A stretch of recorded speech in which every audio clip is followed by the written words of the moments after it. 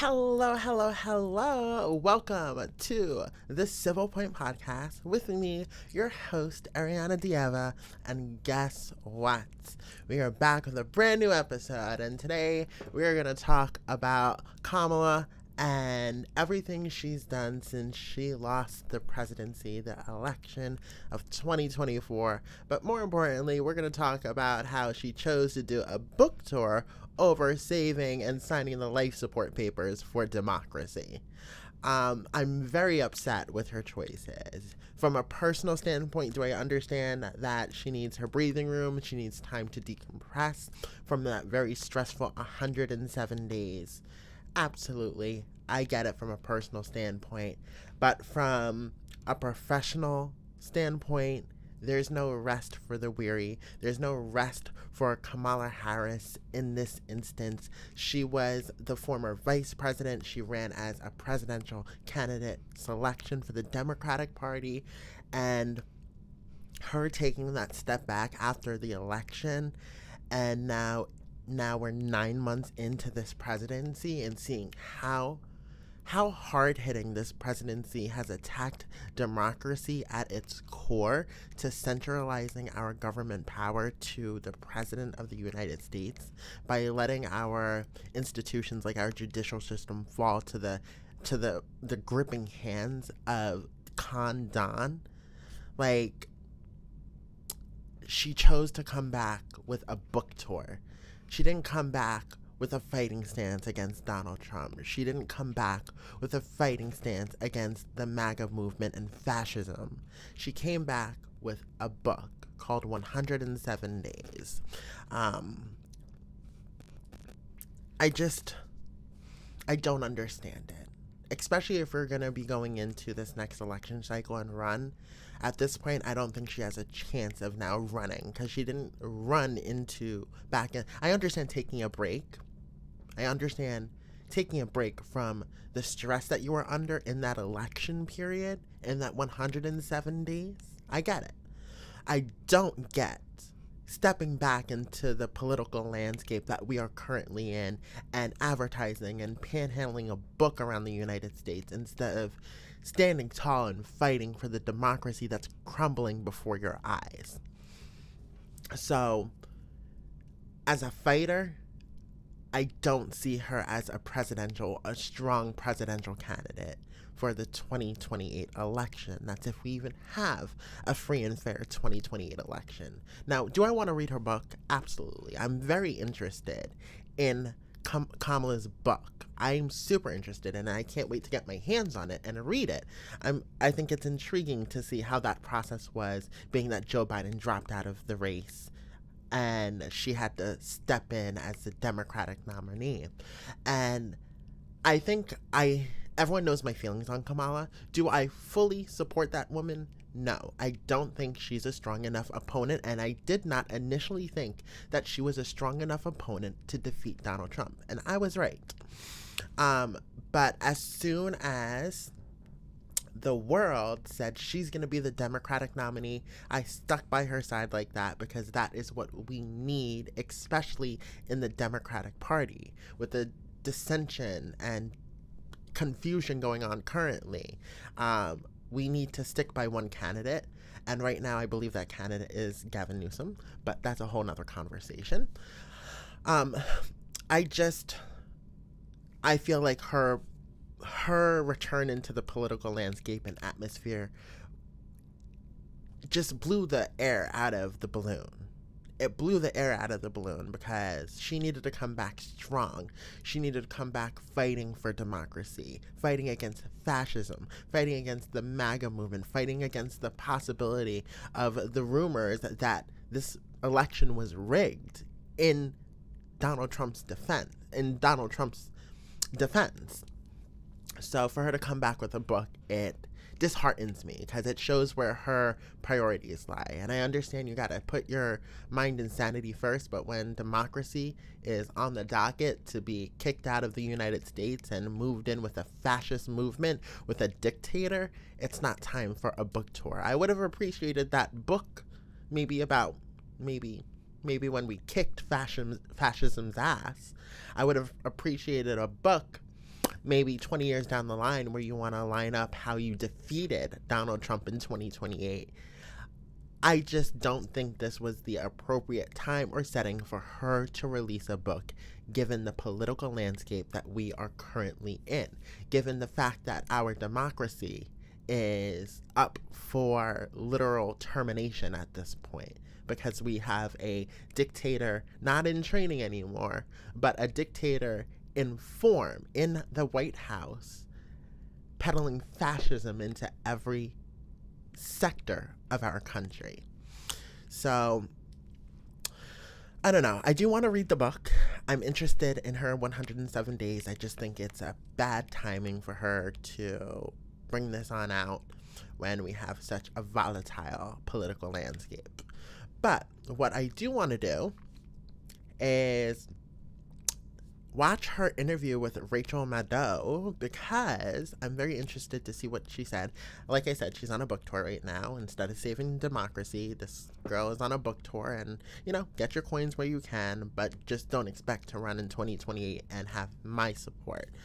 My support is against someone who's going to be a strong candidate against someone who is trying to ruin our country, not for someone who is trying to peddle and panhandle a book through the United States to give her reasoning as to why she lost the election. That's my opinion.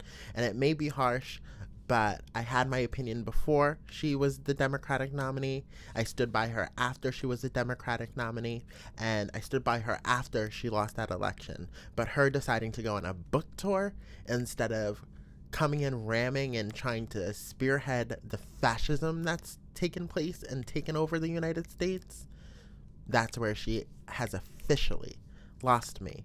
And I don't want to see her running in the 2028 election at all. So, I am interested in her 107 Days book. I am also interested in this interview. So, let's go ahead and get to this interview with Rachel Maddow and Kamala Harris. Election that you did not win. Joining us now for her first news interview since the election is former Vice President Kamala Harris. Madam Vice President, thank you. Thank you, Rachel. It's good to see you. Thank you. It's good to be here. It's weird to talk about you with you sitting here and me pretending you're not here. Oh, it was awkward for me, too. It's okay. How have you been? I am well, yeah, all things considered. Yeah. I am well. How have you been taking your care of yourself since the election? You know, I have an incredible family. I've been spending more time with them than I had for quite some time, cooking, and writing, and reflecting, and, you know, talking to a lot of people, making a lot of calls, receiving a lot of calls. So I've been busy. Let me talk to you about this capitulation thing. Yep. This really landed with me. I feel like we're all in the middle of it, but you articulating it in the way that you do, you've become the patron saint of I told you so, in terms of people understanding the sort of warnings and predictions that you made about what Trump would be like. But you say, I predicted all of that. I warned of it. What I didn't predict was the capitulation. The billionaires lining up to grovel, the big media companies, universities, so many major law firms, I will note, including your husband's. Yeah, and he spoke out about it. He's been very vocal in criticizing it. He said they've all been bending to blackmail and outrageous demands. Yeah. Why did you not predict the capitulation? And what do you make of the effort to try to put some steel in the spine of those institutions? So, as you know, I am a lifelong public servant. And but I've worked closely with the private sector over many years. And I always believed that if push came to shove, those titans of industry would be guardrails for our democracy, for the importance of sustaining democratic institutions. And one by one, they have been silent. They have been, you know, yes, I use the word feckless. It's not like they're going to lose their yacht or their house in the Hamptons. And here's the thing. Democracy sustains capitalism. Capitalism thrives in a democracy. And right now we are dealing with, as I called him at my speech on the Ellipse, a tyrant We used to compare the strength of our democracy to communist dictators. That's what we're dealing with right now in Donald Trump. And these titans of industry are not speaking up. And perhaps it is because his threats and the way he has used the weight of the federal government to take out vengeance on his critics is something that they fear, and I get that. I understand why they do. We've seen the demonstration of it. Perhaps it is because they want to please him and nominate him for a Nobel Prize. Perhaps it's because they want a merger approved or they want to avoid an investigation. But at some point, they've got to stand up for the sake of the people who rely on all of these institutions to have integrity and to, at some point, be the... See, here's my thing with this, is that she's telling people to stand up, but she's been silent for the last 9 months. She has been in her cocoon writing a book for the last 9 months. I'm not attacking her. I'm not attacking her thought process. I don't know her. I don't know her thought process.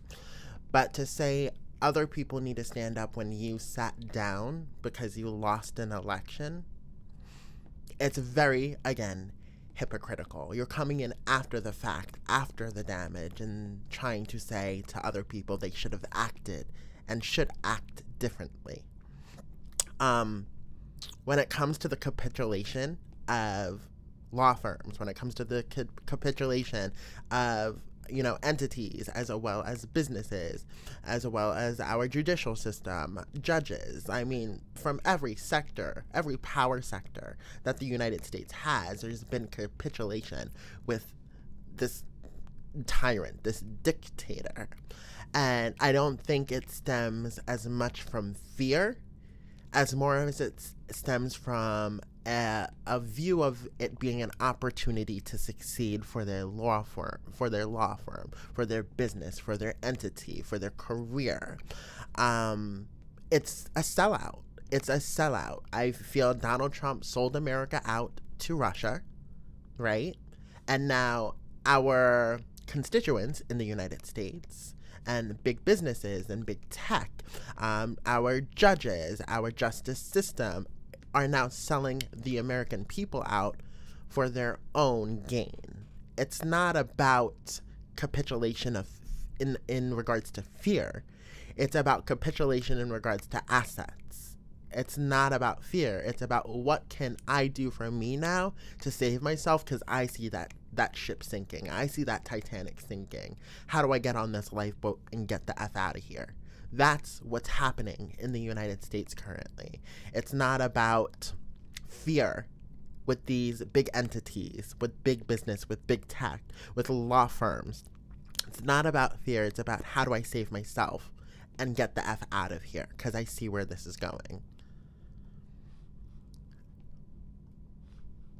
Guardrails against a tyrant who is using the federal government to execute his whim and fancy because of a fragile ego. Correct. I know that your parents took you to...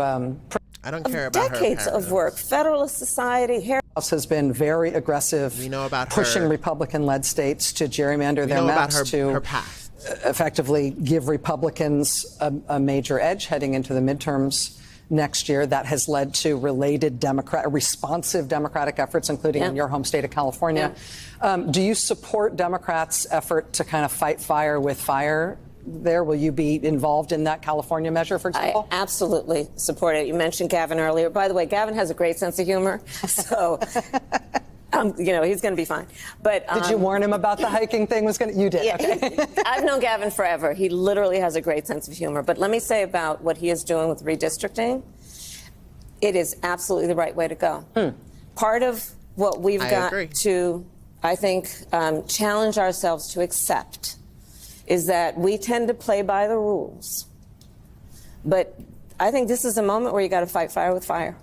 Fight evil with evil. And so what Gavin is doing, what the California legislature is doing, what those who are supporting it are doing to say, you know what, you want to play? Then let's get in the field, let's get in the arena, and let's do this. And I support that. Speaking of... Good. And she should support that, because at this point, we need to fight fire with fire. The only way to defeat evil is sometimes to be just as evil. If they're going to go low, go to hell, because we're not going to win when people have just an illogical sense of being, when people are just ignorant. You can't fight ignorance with education, because ignorance doesn't know what education is. So when it comes to this political landscape, Gavin Newsom has it correct, and he's the first one to really initiate and go after Don in the way he has in mimicking his tirades on Twitter. And you have Fox News hosts going insane about Gavin Newsom mimicking Donald. And it's like the hypocrisy. Do you not see what this man is doing? He's holding a mirror to your face, and you don't like what you see. So I'm glad that she said she's here for it, because I'm here for it too. I think she would be a great background measure in regards to the 2028 election. I just don't think she needs to be the face of the Democratic Party. I didn't think she was strong enough when they elected her as the Democratic nominee in 2024. And I just don't think she will be strong enough after this book tour to be a nominee for the 2028 presidential election. And I hope everyone who is watching this, if anyone is watching this, understands that if we have an election in 2028, if we have a free and fair election in 2028, we will lose again if Kamala Harris is the Democratic nominee. Just saying. All right, we're going to go ahead and continue on here. Particularly when it's so ridiculous, it's funny. How do you decide when to not take the bait and stay off the terms that he's trying to set for the debate, and when to punch back? What did you learn about that in the process of going up against him? So, early, I also talk about, the first 2 weeks that I was the top of the ticket, we had no polling, because no polling had been done on me. So it was my gut. Yeah. And so I came up with this speech that actually was about, I was a prosecutor. I dealt with people who engaged in sexual abuse. I was attorney general. I took on people who engaged in fraud, on and on and on. And so I know his type. I remember this line, yeah. And because there's something about in the English language that phrase, I know his type, that does a lot of work for you. Mm-hmm. So in regards to her campaign and her campaign messages, I know his type. I am realizing that we are currently in a world right now where facts don't matter. Facts are irrelevant to perception. And it's very scary. And I am beginning to realize this at my age for the first time in my life. And I had an experience today where I realized that facts don't matter in this world that we live in. It's a perception you put out and the rhetoric that people believe that matters. Can you make disinformation believable enough to capture an audience in a manner that is more egotistical rather than truthful and reliant? That is the world we live in currently. And I had this epiphany, I had this realization, and I had this smashed in the wall moment today about that. And I was like, I was told that someone's perception of a situation is okay to be talked about, even if there's direct facts to back up that situation that refutes and contradicts their perception. I was told they're allowed to say whatever they want to say. I was like, that's called defamation. If there's facts to a case, you can't argue the facts against someone's perception and say their perception is valid when the facts contradicts their perception. It blew my mind and shattered my reality of what we are currently living in and how evil, like MAGA, thrives because facts don't matter in this reality, in this world that we are currently living in this dimension we branched off to. Facts and reality and people who have specialists and degrees and study and things of that nature, these facts don't matter. It's about the perception, it's about the fraud, it's about the grandeur, and it's about how it's presented and how people can digest it. That is what matters. Not factual evidence. It's about what is easily digestible, even if it's fraudulent. So we're going to go ahead and continue on to this interview because it's just so, it's been a crazy few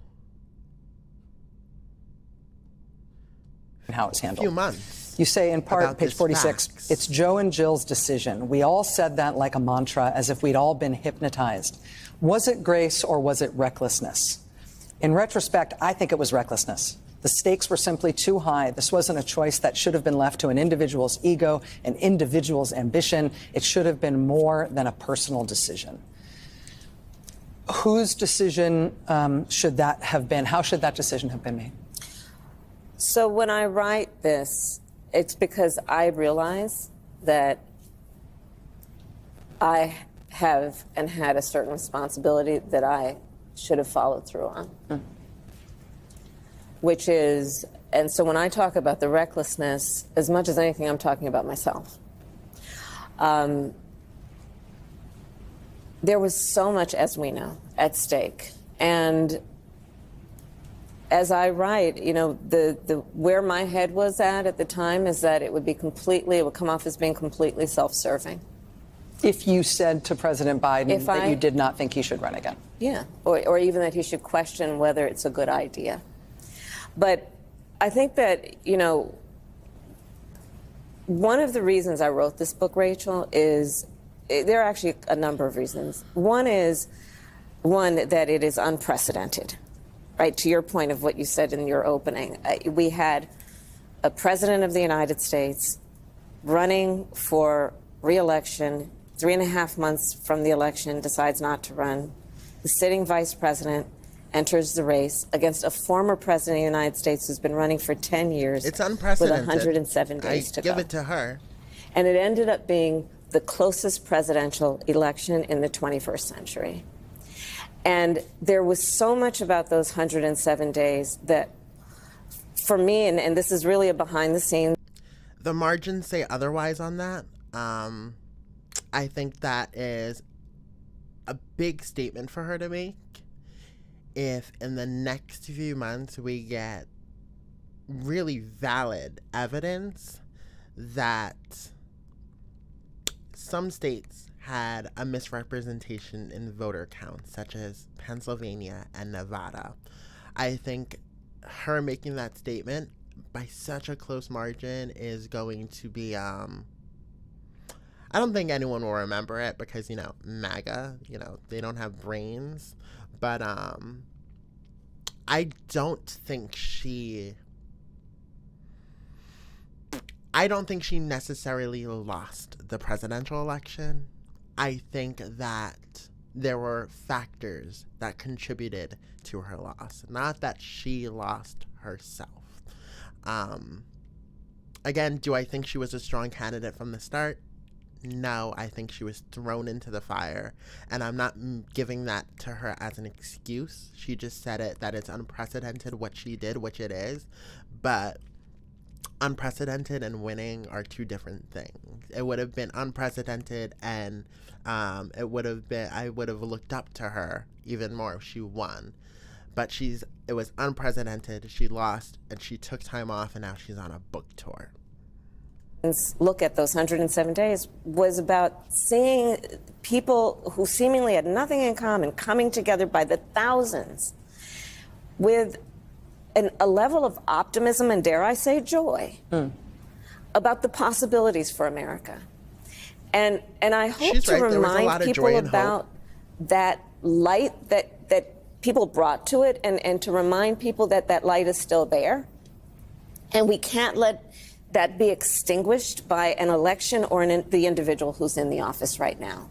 Because to She the will point not of all say those his folks who name. got out and protest about the Kimmel suspension. And about everything else that people have protested. Right.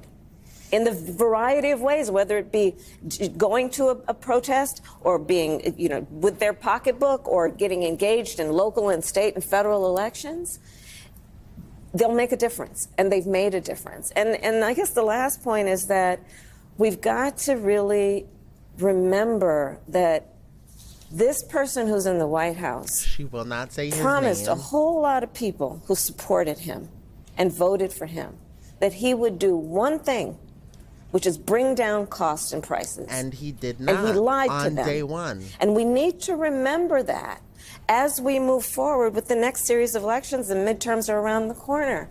That One thing I want to say here is that we can't throw their missteps in their face. That's going to send them the other direction to MAGA even more. We can't say that he lied to you and no, we told you so. We can't say Kamala was right about everything. We can't say, Newsom was right about everything with his red hats, his gimmick hats. That will send them to the right even more.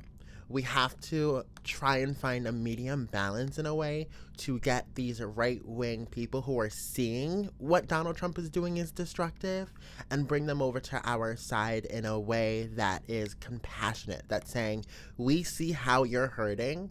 We understand that the lies that were fed to you were lies, and we're not blaming you anymore. But we want you to join us and fix the issue. The message should be we need to join together to fix the diabolical franchise that is tyranny and fascism in the United States that is presented by Donald, not by his voters. We need to try and sympathize with them in some way without forgiving them for their missteps. That's what I'm trying to get at. There's a way to tell someone that they're wrong without throwing it in their faces. There's a way to show someone that they were wrong without ostracizing and exiling them from feeling included in a future of a country. Yes, on the left, we support nothing but, LGBTQ rights, women's rights, everyone's rights. But we did take a margin of miss when we didn't address the issues that stemmed from middle America and white working class men, especially young white working class men who don't have the opportunity to have an education that could propel them into a job that is high earning.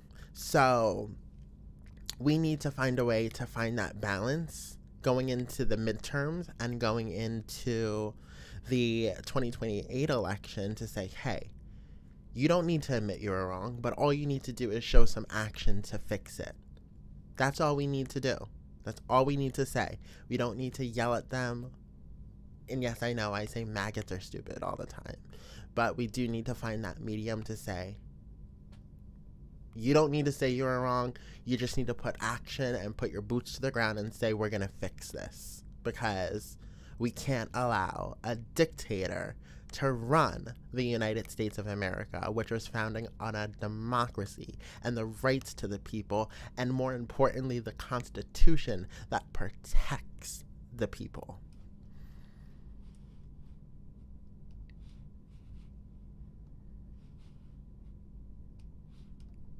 it's not just about him by himself.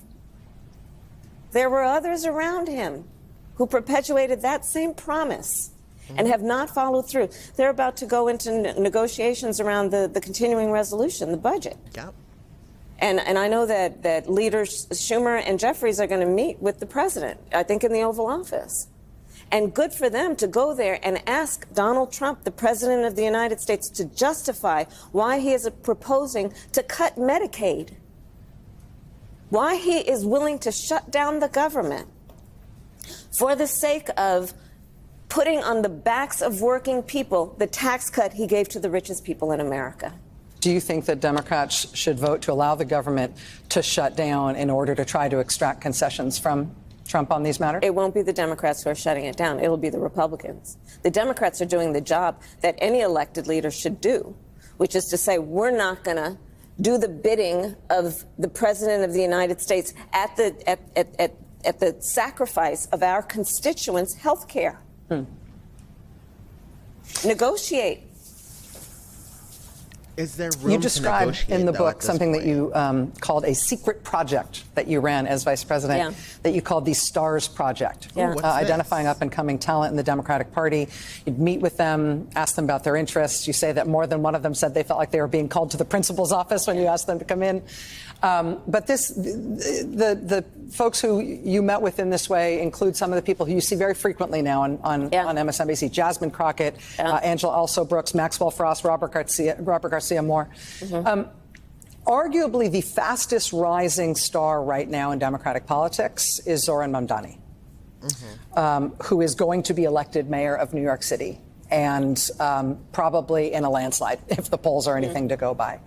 Lots of mainline Democrats have been very shy about his candidacy. I know exactly where she's going with this question, and this is a good question. I'm here for They it. seem somewhat flummoxed by his success.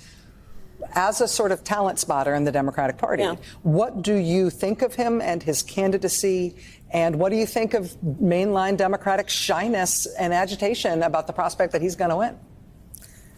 Look, as far as I'm concerned, he's the Democratic nominee and he should be supported. Do you endorse his candidacy? I support the Democrat in the race, sure. But let me just say this.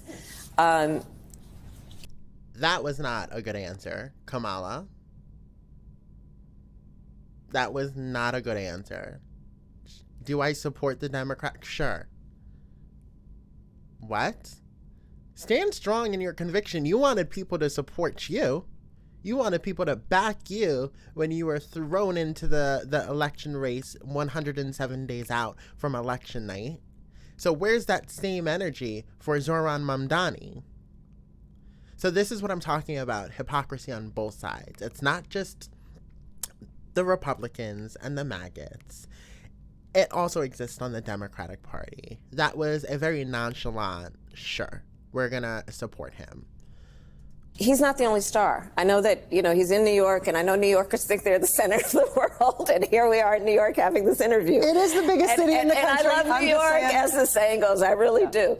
But, there are people like Barbara Drummond in Mobile, Alabama, Helena Moreno in New Orleans. They're all running for mayor, too, and they...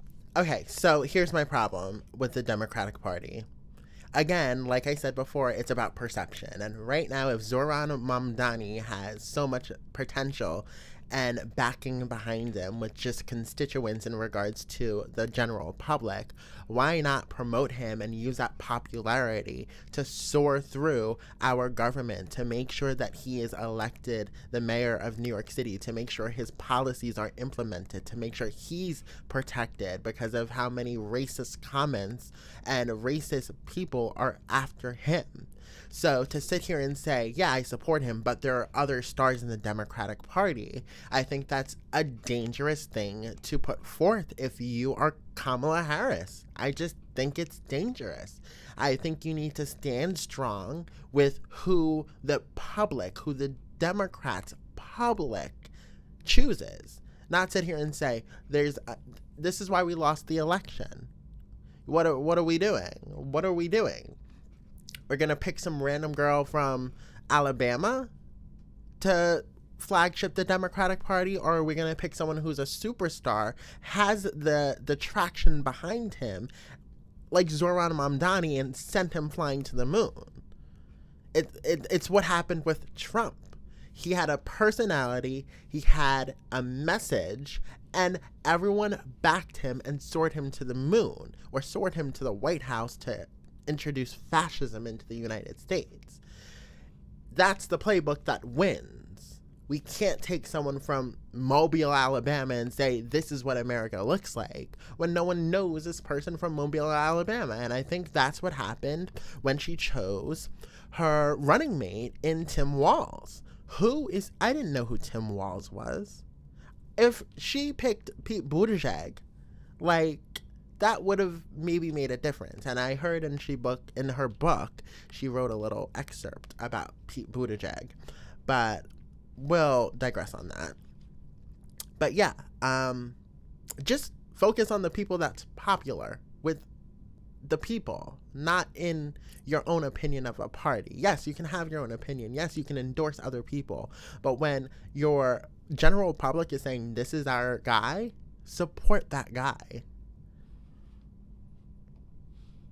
They are stars. So I hope that we don't so over-index on New York City that we lose sight of the stars throughout our country who are right now running for mayor and many other offices, governor, and so on. So that's where I am. We got a big tent.